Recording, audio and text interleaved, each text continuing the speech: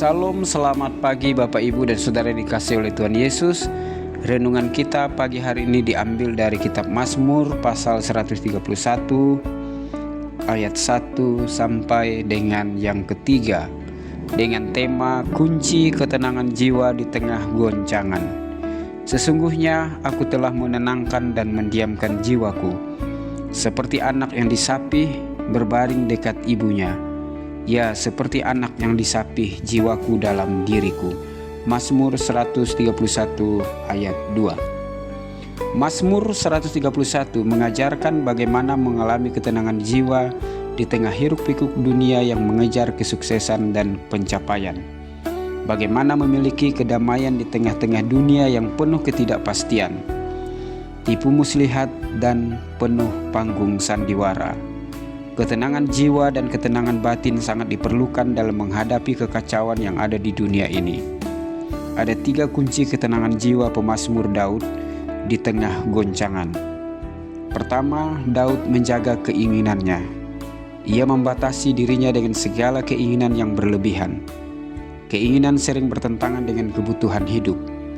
Keinginan adalah segala sesuatu yang ingin dimiliki seseorang untuk menambah kenyamanan atau kesenangan hidup. Dalam hidup yang modern hari ini, kita harus mampu membatasi keinginan hidup yang sebenarnya bukan kebutuhan hidup. Daud mengatakan, "Tuhan, aku tidak tinggi hati dan tidak memandang dengan sombong.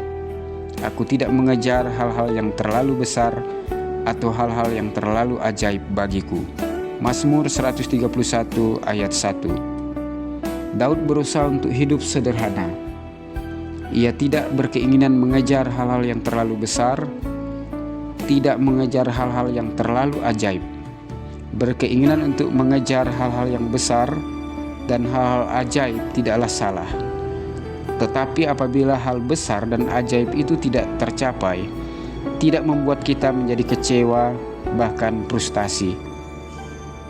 Sebagai orang percaya, kita perlu menjaga hati, pikiran, perasaan, dan keinginan untuk berpikir sederhana agar tidak menjadi sombong dan tinggi hati. Hati-hati dengan sikap tinggi hati dan sombong.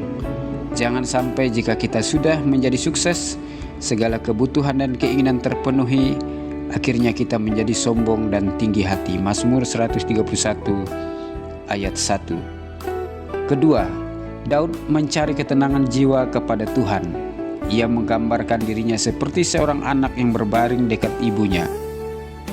Seperti anak yang disapih, seorang anak yang tenang dan damai dalam pelukan ibunya. Mazmur 131 ayat 2. Ini adalah gambaran kehidupan Daud dengan Tuhan. Daud berusaha untuk dekat dengan Tuhan.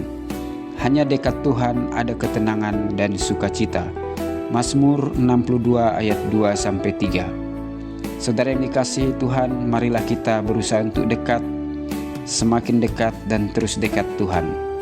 Cari wajahnya, bangun persekutuan dengannya, dengarkan perintah dan firman-Nya, maka hati dan jiwa kita akan tenang. Ketiga, berharap pada Tuhan.